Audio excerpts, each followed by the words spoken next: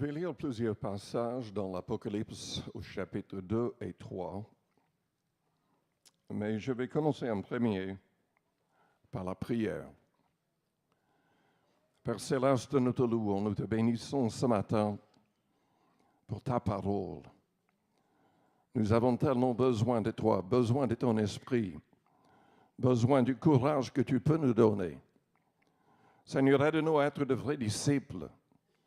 Aide-nous à avoir le courage de dénoncer les œuvres infructueuses des ténèbres. Que chaque personne dans notre Église soit utilisée, luttant pour la saine doctrine. Aide chacun à rester dans la pureté, dans la sainteté, rempli de l'esprit, rempli d'amour, au nom de Jésus.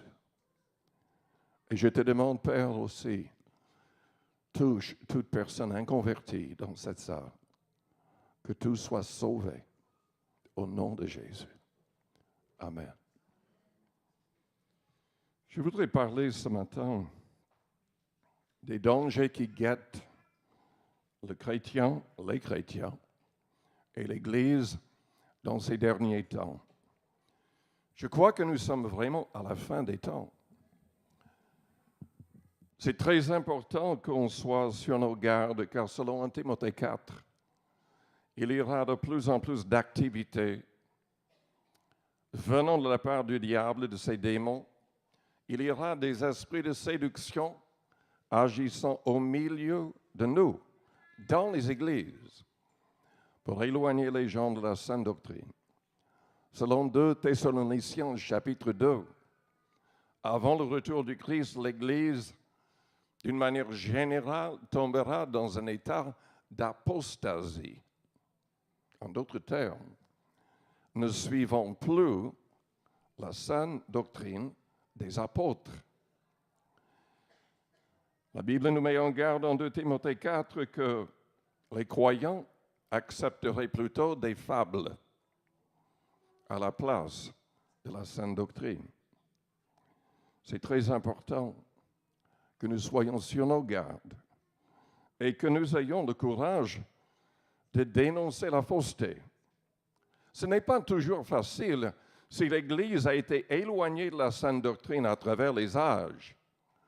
C'est à cause des amitiés. C'est à cause de la sentimentalité. C'est aussi à cause d'hypocrites, de faux docteurs. Mais souvent, on est ami avec telle et telle personne. On ne veut pas le reprendre. Il y avait à Nantes un de nos pasteurs qui, avant de mourir, a commencé à enseigner des fausses doctrines terribles. La plupart des gens dans l'Église se sont convertis sous son ministère. Et personne, pas une seule personne, ne l'a repris quand il a commencé à prêcher des faussetés. En fait, c'est qu'il avait une tumeur au cerveau et lui-même n'arrivait plus à mettre ses pensées ensemble correctement. Mais les gens dans l'Église auraient dû réagir. Il faut quand même connaître ce que la Bible enseigne. Et si on aime quelqu'un ou pas, il faut aimer le Seigneur plus. Il faut aimer la vérité davantage. Il faut rester attaché à la saine doctrine. Il y a des dangers terribles. Notre frère Jean Macassy a prêché dimanche dernier mentionnant l'Église à Éphèse. C'était dimanche dernier? Oui. Je voudrais mentionner cette Église en premier. Parce que parmi les dangers qui nous guettent, il y a le problème de l'indifférence, le manque d'amour pour le Seigneur et pour les âmes. Jésus-Christ a dit à cette Église, au verset 2, « Je connais tes œuvres, ton travail, ta persévérance. Je sais que tu ne peux supporter les méchants, que tu as éprouvé ceux qui se disent apôtres et ne le sont pas, et que tu les as trouvés menteurs, que tu as de la persévérance, que tu as souffert à cause de mon nom et que tu ne t'es point lassé. Mais ce que j'ai contre toi, c'est que tu as abandonné ton premier amour. Souviens-toi donc d'où tu es tombé, repens-toi et pratique tes premières œuvres. Sinon, je viendrai à toi et j'ôterai ton chandelier de sa place, à moins que tu ne te repentes.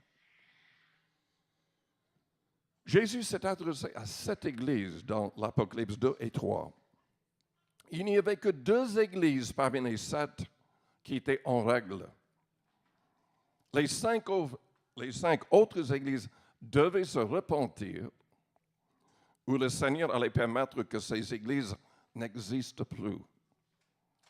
Il y a des gens qui croient que ces 7 églises sont symboliques de l'histoire de l'Église à travers l'histoire. Je ne crois pas cela personnellement.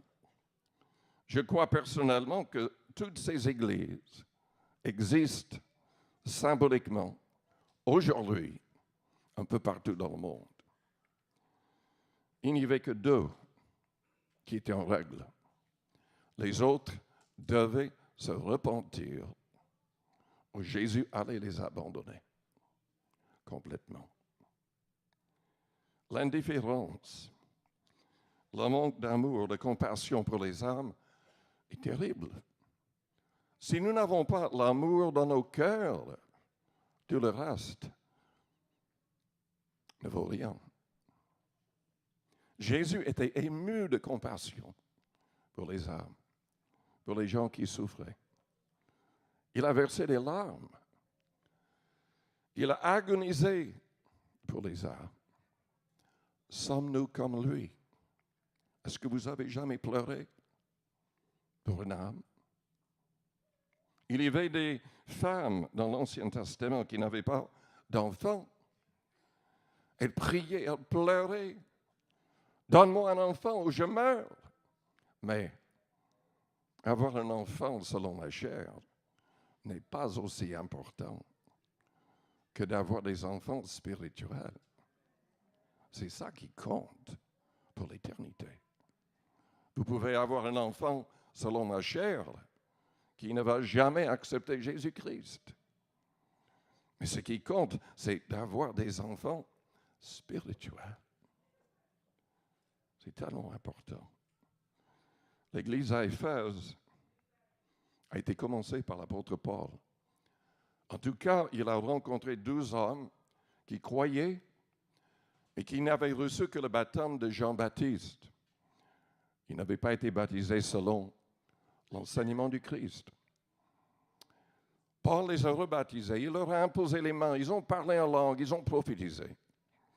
Paul est resté pendant 2 années enseignant, formant les nouveaux convertis, les envoyant. Et chose incroyable, dans l'espace de 2 années, ils avaient évangélisé toutes les personnes en Asie mineure. Ils n'avaient pas des invitations. Ils n'avaient pas la radio, la télé, l'Internet et tout le reste. Et pourtant, la Bible dit qu'ils ont... Ça ne veut pas dire que tous ont accepté Jésus, mais tous étaient au courant de la vérité. Parce que tous les croyants étaient engagés pour gagner des âmes. C'était ça leur amour, manifesté envers le Seigneur. Suivez-moi et je vous ferai pécheurs d'hommes. Mais c'est un problème pour beaucoup de croyants aujourd'hui qui sont tombés dans cet état d'indifférence. Parfois, les gens témoignent pendant un temps. Ils sont repoussés, insultés. Et ils abandonnent.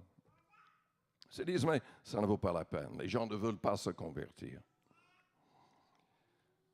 Il faut avoir la compassion du Christ. Que les gens acceptent ou n'acceptent pas, c'est notre responsabilité de proclamer la vérité à toute personne sur notre planète. Amen.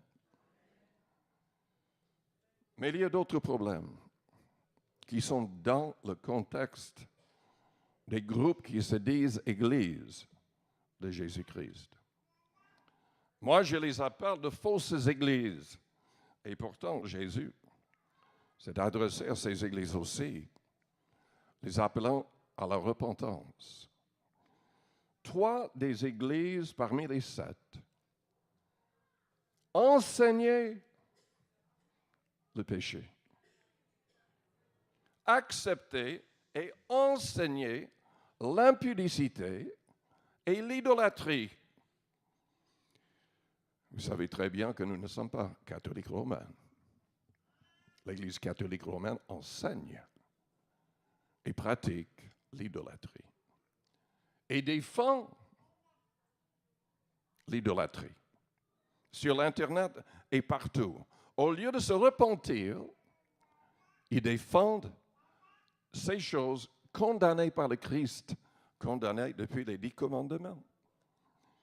Peut-être que vous n'êtes pas au courant, mais dans le catéchisme de l'Église catholique, ils sont allés jusqu'à falsifier les 10 commandements.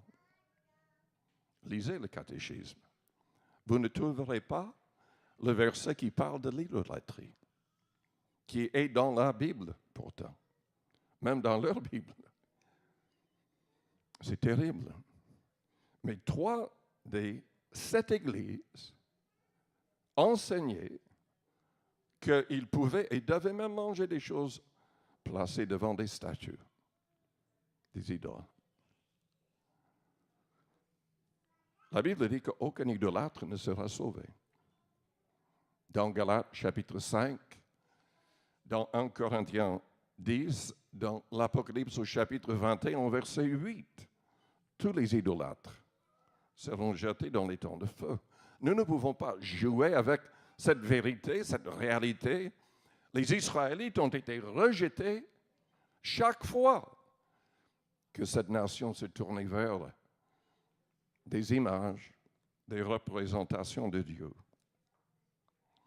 Dieu ne l'accepte pas. Et nous ne devons pas l'accepter non plus.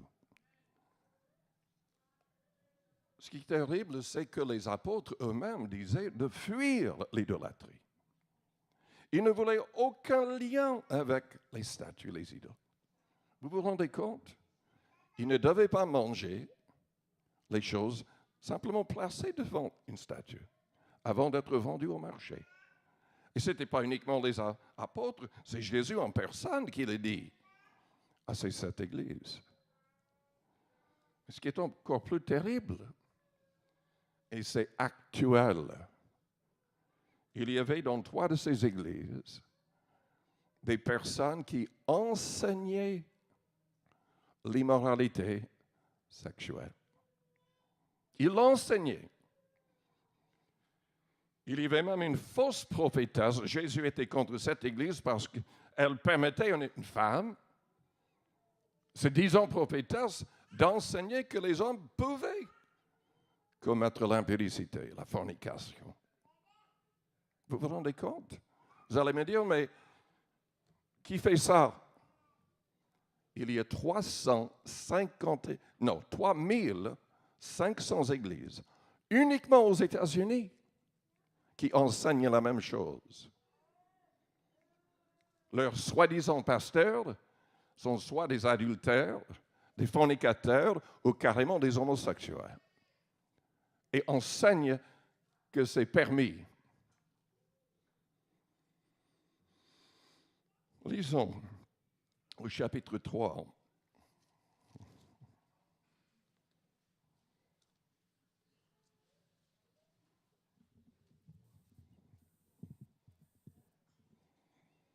Nous avons de moins en moins d'églises et de responsables qui enseignent la Bible correctement. Jésus a dit clairement que si un homme quittait sa femme pour se marier avec une autre personne, c'est un adultère. Si une femme quitte son mari, se marie avec un autre homme, c'est un adultère. Jésus a enseigné que l'homme ne sépare point ce que Dieu a oint, de ce que Dieu a uni. Nous avons aujourd'hui des gens se disant pasteurs qui ont été mariés 3, 4, 5, 6 fois. ils continuent à prêcher l'Évangile incorrectement. Ils seront envoyés en enfer avec les gens qui acceptent leurs faux enseignements.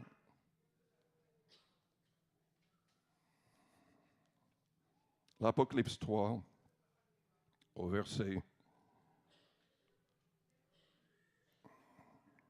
16. Excusez-moi, ce n'est pas cela. C'est au chapitre 2, au verset 20.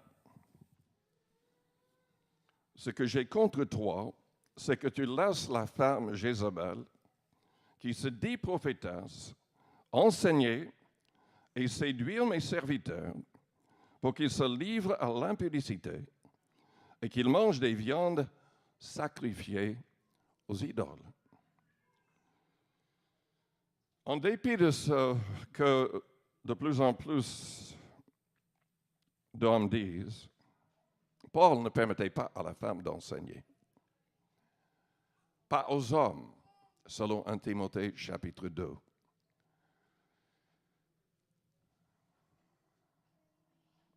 En Corinthiens chapitre 14, on parle aussi. Il permettait néanmoins que les femmes plus âgées, selon Tite, enseignent à d'autres femmes comment s'occuper de leur mari et de leurs enfants.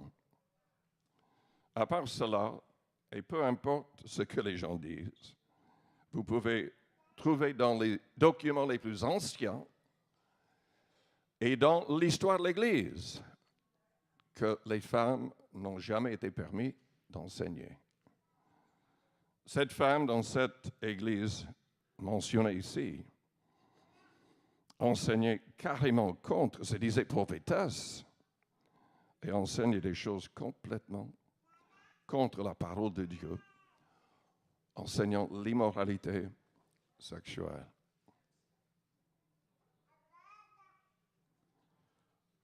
Il y a d'autres problèmes.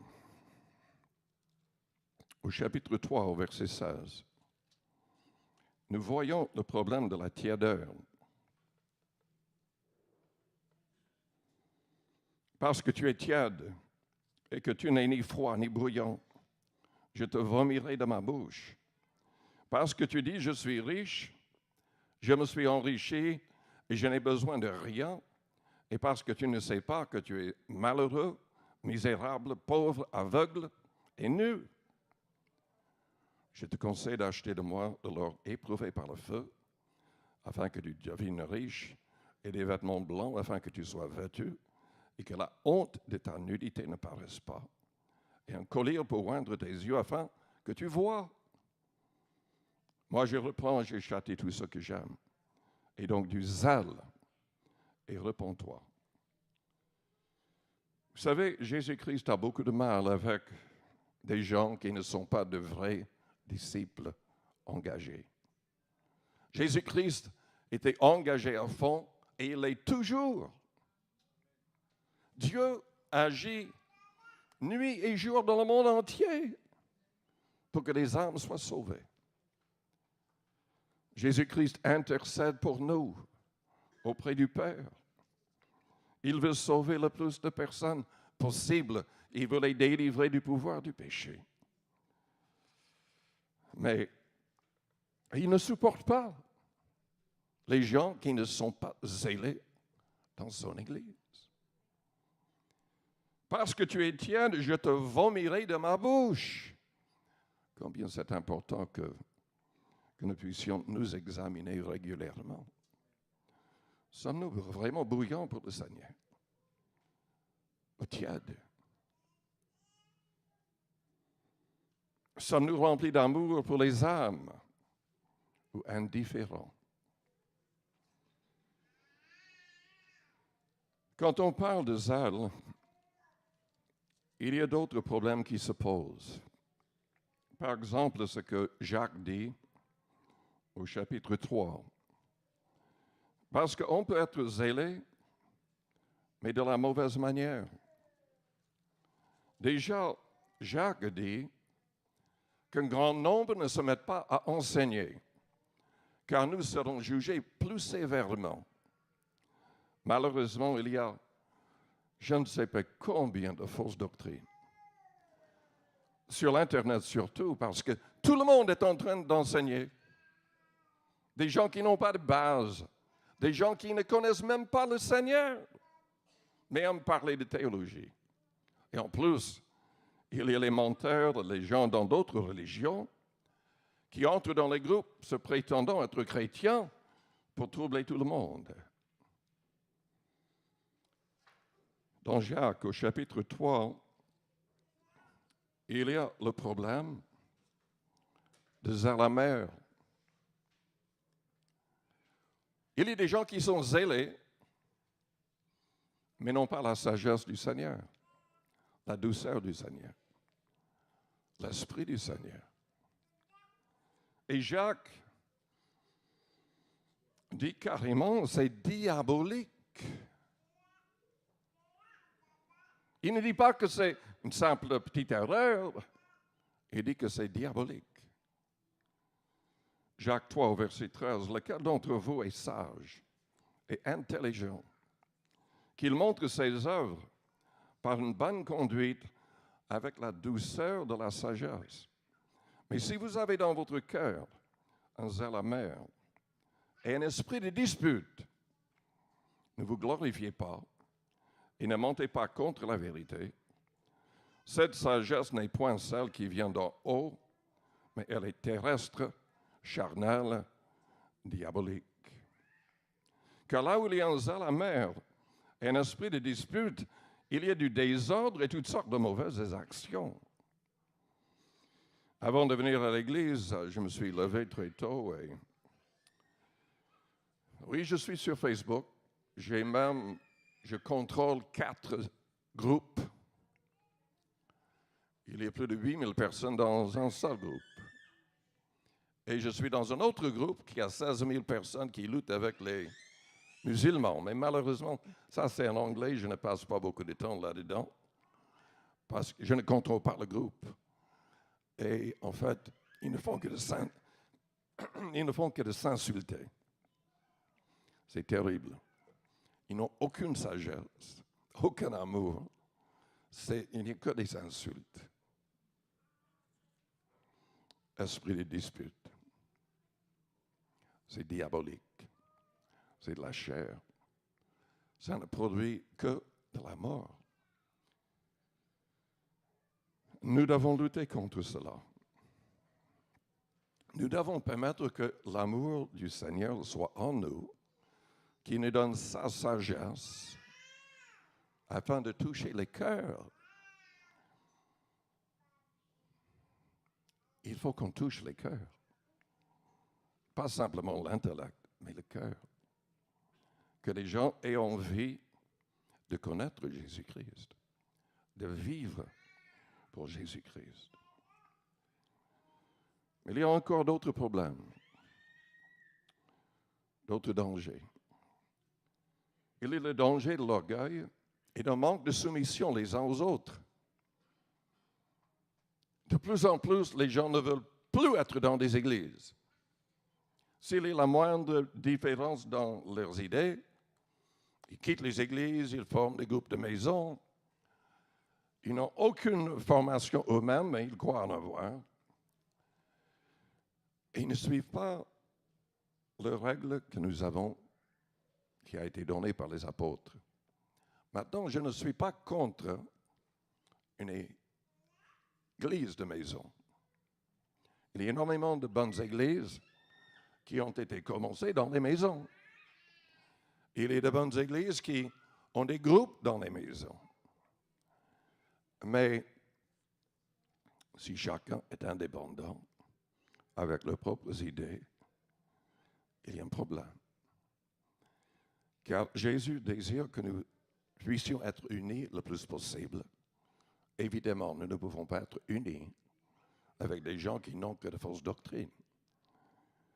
Il faut être fondé dans la parole. Mais nous devons avoir quand même une attitude d'humilité et de soumission.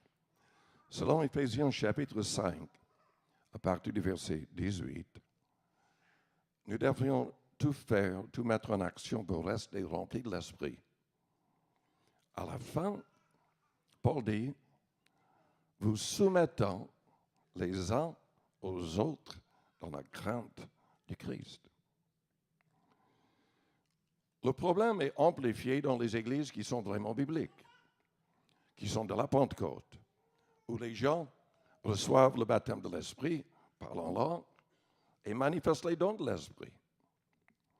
Parce que très souvent, tout de suite, quand on fait cette expérience, on se croit supérieur.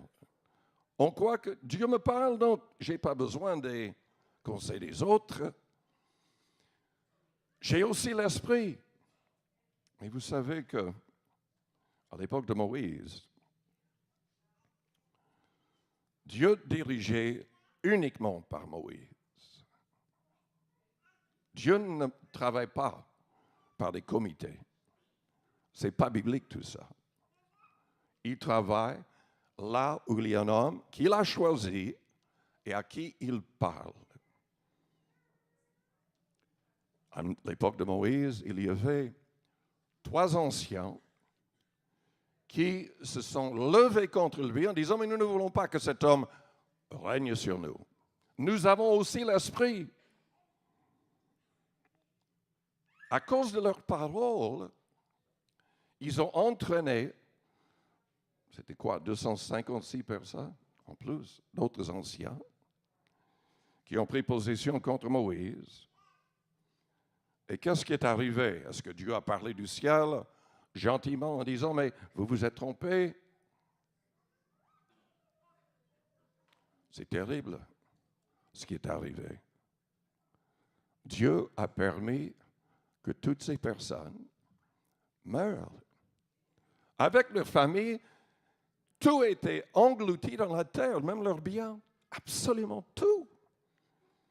Parce que Dieu ne supporte pas, il ne supporte pas l'insoumission.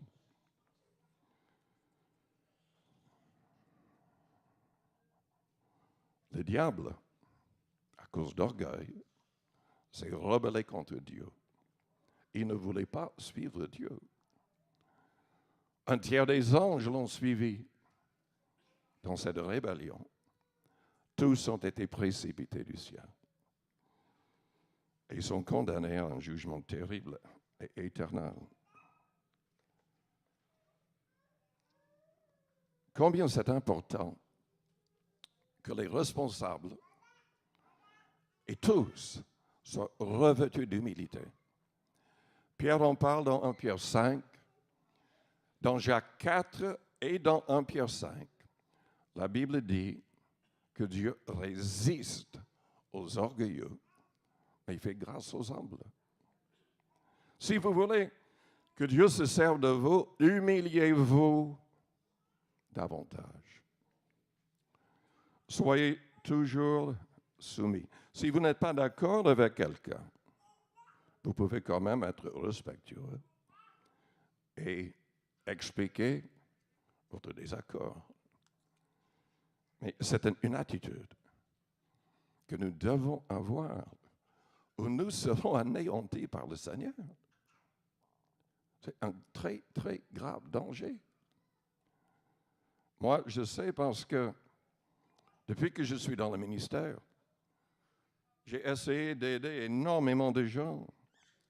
Il y avait des gens qui ont fait des expériences magnifiques, avec des miracles extraordinaires. Et je parle de prédicateurs. Je suis en train de parler des gens, des collègues, des gens que j'ai formés, qui sont possédés de démons aujourd'hui. Et je n'exagère en aucune manière. Ils sont possédés de démons. Ils ne servent en aucune manière le Seigneur. C'est horrible ce qui leur est arrivé. Nous devons rester avec un cœur humble. Jésus est notre modèle. Dans Philippiens chapitre 2, nous sommes invités à avoir les sentiments qui étaient en lui. Dieu élève ceux qui s'humilient. Jésus a le nom qui est au-dessus de tout autre nom. parce qu'il s'est humilié, il a été obéissant jusqu'à la mort. Jusqu'à la mort de la croix. Mais il y a d'autres problèmes, d'autres dangers. Dans 2 Timothée, au chapitre 3,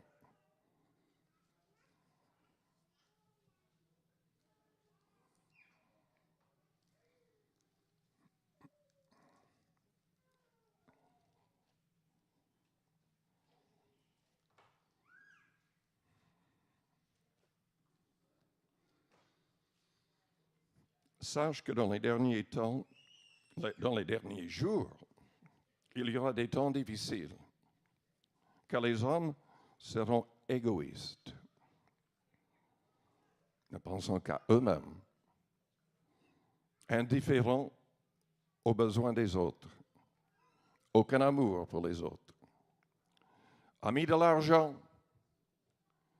nous avons de plus en plus de faux prédicateurs qui sont trompés par le diable, qui ne prêchent que sur l'argent, qui ramassent de l'argent pour eux-mêmes, qui ramassent des trésors sur terre.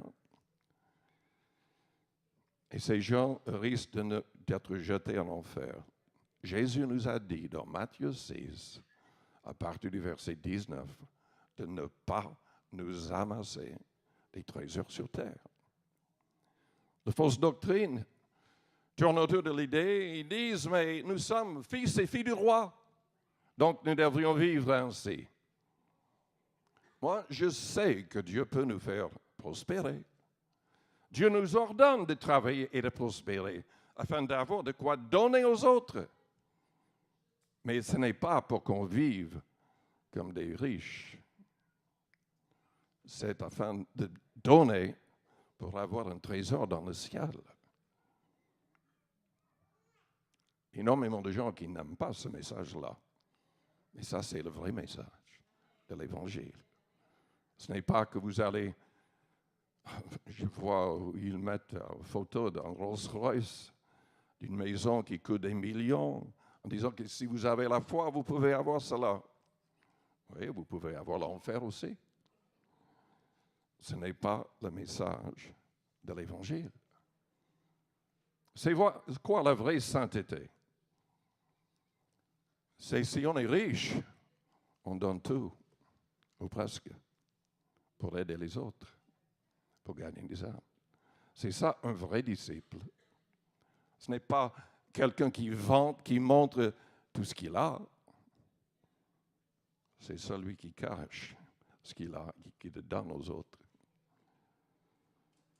Vous voulez une récompense sociale? Jeûnez en secret. Priez en secret. Donnez des aumônes aux pauvres en secret. C'est ce que le Seigneur a enseigné.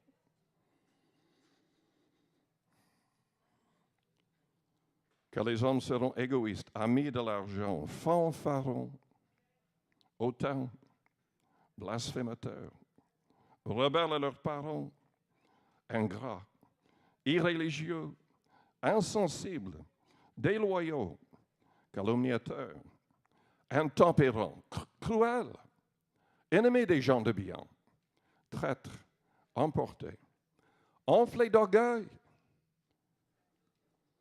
aimant le plaisir plus que Dieu, ayant l'apparence de la piété, mais reniant ceux qui ont fait la force. Éloigne-toi de ces hommes-là. Éloigne-toi de ces hommes-là. C'est quoi ce qui fait la force? Certains vont me dire, mais c'est le Saint-Esprit. Oui, en grande partie. Mais vous pouvez être trompé par un esprit de séduction qui imite le Saint-Esprit. Il y a énormément de gens qui sont trompés. Ce qui fait la force, c'est l'obéissance au commandement du Christ que nous avons dans tout le Nouveau Testament. Jésus l'a souligné dans Matthieu 7, à partir du verset 13. entrez par la porte étroite, par le chemin resserré. Et il a dit, il y aura des gens qui vont dire, au jour du jugement, mais j'ai prophétisé, j'ai fait beaucoup de miracles en ton nom, etc., etc. Il va leur dire, je ne vous ai jamais connu. Partez, vous qui commettez l'iniquité. Et il souligne le fait que les seules personnes qui seront sauvées seront les personnes qui accompliront la volonté de son Père en mettant tous ses commandements en pratique. Les gens inventent leurs propres commandements aujourd'hui et ignorent tout ce qui est un peu difficile, soi-disant, parmi les commandements du Christ. Jésus-Christ nous a ordonné de pardonner. Est-ce que vous avez pardonné?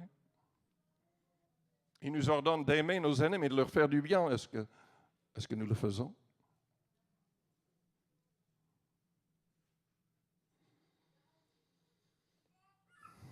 Tout le Nouveau Testament contient la volonté du Père, la volonté du Seigneur. Je vous demande ce matin d'examiner votre propre cœur. Est-ce que vous êtes un disciple de Christ? Est-ce que vous seriez accepté si vous deviez mourir et être jugé aujourd'hui? Je vous invite à fermer vos yeux, à courber vos fronts. Avec les yeux fermés, les fronts courbés. Examinez votre cœur, votre vie. Êtes-vous en règle?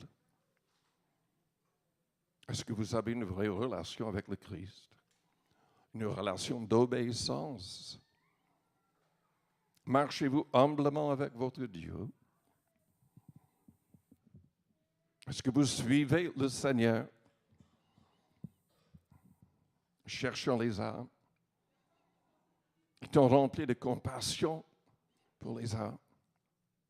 Pleurez-vous pour les gens qui vont être jetés en enfer parce que ces personnes ne connaissent pas encore le Seigneur.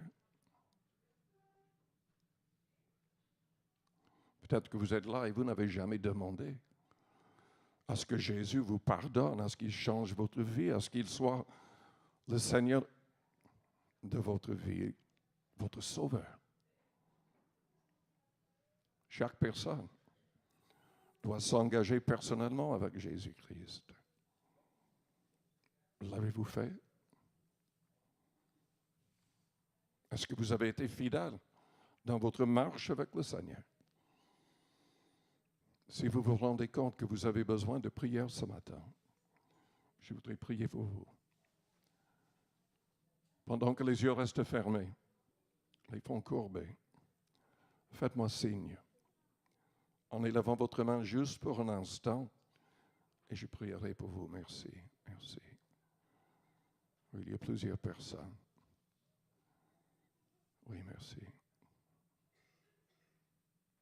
Merci, merci. Vous pouvez baisser votre main. Je vous invite tous à vous lever, toute l'Église. Restons dans une attitude de prière. Jésus-Christ a demandé qu'on prie les uns pour les autres, en son nom avec l'imposition des mains. C'est le Seigneur qui agit, il chasse les démons, il remplit les croyants du Saint-Esprit, il guérit les malades. C'est lui qui sauve, qui guérit et qui accomplit tout.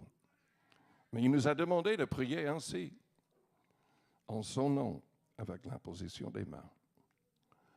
Si vous voulez vous consacrer de nouveau au Seigneur, mettre votre vie en règle, si vous avez besoin de guérison divine, besoin de la plénitude de l'Esprit Saint, je vous invite à venir vers le devant et nous prierons pour vous.